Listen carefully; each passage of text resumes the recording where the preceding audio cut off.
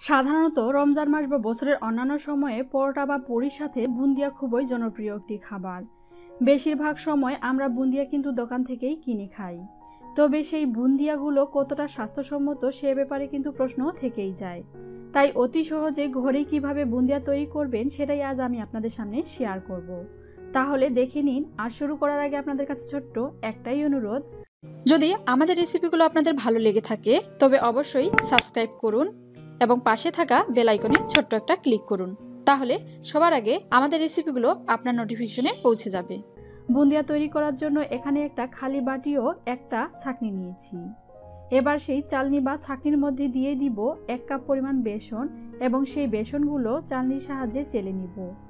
এই চালনির সাহায্যে চেলে নেওয়ার কারণ হলো বেসনে যে দলা ভাব থাকে বা দলা দলা দেখায় সেগুলো চালনির সাহায্যে চেলে নেওয়ার জন্য আমি চালনি ব্যবহার করলাম, যাতে করে এই বুন্দিয়ার ব্যাটারটা অনেকটা স্মুথ হয় ও বুন্দিয়াগুলো যেন পারফেক্ট হয়, তার জন্য আমি চেলে নিচ্ছি। এভাবেই ঝাঁকিয়ে ঝাঁকিয়ে চেলে নিলাম ও কিছু দলা ভাব দেখাচ্ছে বেসনের মধ্যে। এবার সেগুলো ফেলে দিব। তারপর সেই চেলে নেওয়া বেসনের মধ্যে দিয়ে দিব সামান্য পরিমাণ অরেঞ্জ ফুড কালার। আর আপনারা চাইলে এই অরেঞ্জ ফুড কালার দিতেও পারেন বা নাও দিতে পারেন, সেটা একদমই অপশনাল। তারপর সেই বেসনের মধ্যে দিয়ে দিব ঠান্ডা নরমাল পানি ও ভালো করে বেসনের গুলানিটা গুলিয়ে নিব। তবে আমি একবারে পানি না দিয়ে অল্প অল্প করে পানি দিচ্ছি যেন বেসনের ব্যাটারটা ভালো হয়। একবারে পানি দিলে বুন্দিয়ার ব্যাটারটা পাতলা হওয়ার সম্ভাবনা থেকেই যায়, তাই আমি অল্প অল্প করে পানি দিয়ে বুন্দিয়ার গুলানিটা গুলিয়ে নিচ্ছি। আর অবশ্যই আপনারা দেখে বুঝতে পারতেছেন আমি কিভাবে বুন্দিয়ার ব্যাটারটা তৈরি করে নিচ্ছি।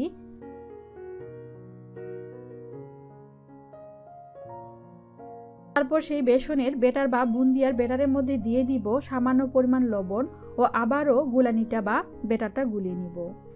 এবার সেই বুন্দিয়ার ব্যাটারের মধ্যে দিয়ে দিব পরিমাণ মতো তেল। আর অবশ্যই মনে রাখবেন বুন্দিয়ার গুলানির মধ্যে তেল বা ঘি লাগবেই, তাই আমি এখানে তেল ইউজ করলাম। আর আপনাদের হাতের কাছে যদি ঘি থাকে এবং আপনারা যদি ঘি পছন্দ করে থাকেন তাহলে কিন্তু এই বুন্দিয়ার ব্যাটারের মধ্যে আপনারা চাইলে ঘি ইউজ করতে পারেন। আমার বুন্দিয়ার ব্যাটারটা অনেকটাই হয়ে এসেছে। এভাবেই ঢাকনা দিয়ে রেখে দিব 7 থেকে 8 মিনিট। আর দেখেন বুন্দিয়ার ব্যাটারটা পারফেক্ট হয়েছে, বেশি পাতলাও না আবার ঘনও না। এবার চুলায় প্যান বসিয়ে নিয়েছি সুগার সিরাপ তৈরি করার জন্য।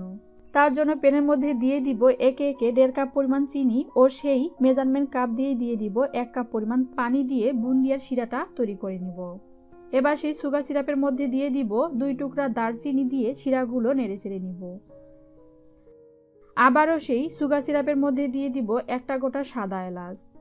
সাদা এলাচের মাথাটা কিন্তু আমি একটু ফাটিয়ে নিয়েছি, যাতে করে এলাচের ঘ্রাণটা সুগার সিরাপের মধ্যে যায় বা গন্ধটা থাকে। তারপর দিয়ে দিব লেবুর 3টা টুকরা। লেবুর টুকরা বা লেবু দেওয়ার কারণ হলো আমি যে বুন্দিয়ার শিরাটা তৈরি করে নিচ্ছি সেটা যেন ঠান্ডা হওয়ার পর চিনির মতো না দেখায়, তাই আমি সুগার সিরাপের মধ্যে লেবুর টুকরা দিলাম। তবে এখানে আপনারা চাইলে শুধু লেবুর রসও ইউজ করতে পারেন, এই লেবুর টুকরাগুলো না দিলেও হবে। এভাবেই কিছুক্ষণ জাল করে নিব সুগার সিরাপগুলো। আর বুন্দিয়ার ব্যাটারের মধ্যে একটা উপকরণ দিতে আমি ভুলে গেছি, তার জন্য আপনাদের সরি। এবার সেই বুন্দিয়ার ব্যাটারে দিয়ে দিব সামান্য পরিমাণ বেকিং পাউডার। এই বেকিং পাউডার দেওয়ার কারণে কিন্তু বুন্দিয়াগুলো সুন্দরভাবে ফুলে ওঠে। আমি বুন্দিয়ার ব্যাটার তৈরি করার সময় বেকিং পাউডার দিতে ভুলে গেছিলাম, তাই এখন দিলাম। তবে আপনারা বুন্দিয়ার ব্যাটার তৈরি করার সময় এই বেকিং পাউডারটা দিয়ে দিবেন। আবারও রেখে দিব বুন্দিয়ার ব্যাটারটা যতক্ষণ পর্যন্ত না সুগার সিরাপটা তৈরি হয়। তবে এই বুন্দিয়া শিরা তৈরি করার জন্য কোনো প্রকার 1 তার বা 2 তারের দরকার হবে না, জাস্ট একটু আঠালো ভাব চলে আসলেই সুগার সিরাপটা তৈরি হয়ে যাবে। এবার আবারও চুলায় অন্য একটি প্যান বসিয়ে নিয়েছি এবং সেই প্যানের মধ্যে দিয়ে দিব পরিমাণ মতো তেল। আর অবশ্যই বুন্দিয়াগুলো ডুবো তেলে ভেজে নিতে হবে, তাই যথেষ্ট পরিমাণ তেল দিয়ে দিলাম। যতক্ষণ না তেলগুলো হিট বা গরম হচ্ছে ততক্ষণ আমি বুন্দিয়ার গুলানিগুলো আরেকটু গুলিয়ে নিচ্ছি। তারপর বুন্দিয়ার গুলানিগুলো একটা মুখে ঢেলে নিচ্ছি। সবগুলো গুলানি এই মুখে ঢেলে নিলাম। তবে আপনারা চাইলে গোল হাতাও ইউজ করতে পারেন। তেলগুলো হিট হয়েছে কিনা তার জন্য আঙ্গুলে সামান্য পরিমাণ বুন্দিয়ার গুলানি নিয়ে তেলে ছেড়ে দিচ্ছি তেলগুলো গরম হয়েছে কিনা। দেখেন তেলগুলো গরম হয়েছে বলে বুন্দিয়াগুলো সহজেই ফুলে ভেসে উঠতেছে তেলের মধ্যে। এবার এই বুন্দিয়াগুলো তুলে নিয়ে বুন্দিয়া ভাজা শুরু করব।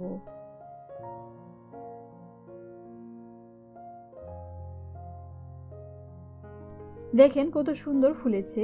এবার একটা ছিদ্রযুক্ত হাতার সাহায্যে বুন্দিয়াগুলো ভেজে নিব।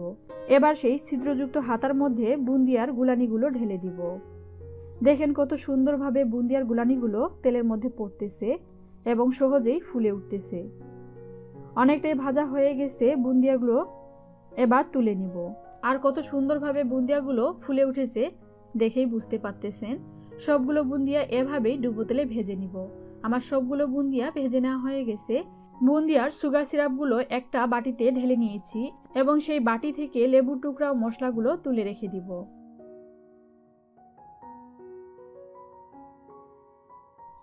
সবগুলো মশলা ও লেবুর টুকরাগুলো তুলে নেওয়া হয়ে গেলে সেই সুগার সিরাপের মধ্যে দিয়ে দিব ভেজে রাখা বুন্দিয়াগুলো। সবগুলো বুন্দিয়া সুগার সিরাপে দেওয়ার পর একটা পেঁচলার সাহায্যে বুন্দিয়াগুলো শিরায় উল্টিয়ে পাল্টিয়ে ডুবিয়ে নিব। আর দেখেন সুগার সিরাপগুলো কত সুন্দর হয়েছে এবং বুন্দিয়াগুলো দেখতে সুন্দর লাগতেছে। এভাবেই সহজেই ঘরে তৈরি করে নিতে পারেন ইফতারির অন্যতম একটি মজাদার আইটেম বুন্দিয়া। আর বুন্দিয়াই হলো ইফতারির অন্যতম একটি মূল আইটেম। যদি আমাদের রেসিপিগুলো আপনাদের ভালো লাগে তবে অবশ্যই লাইক এবং শেয়ার করবেন এবং কোনো বিষয়ে জানার থাকলে অবশ্যই কমেন্টস করে জানাবেন। এবং আমাদের আরও নিত্য নতুন ভিডিও যদি আপডেট পেতে চান তবে অবশ্যই আমার চ্যানেলটিকে সাবস্ক্রাইব করবেন। সো অনেক অনেক ভালো থাকবেন, সুস্থ থাকবেন। ধন্যবাদ।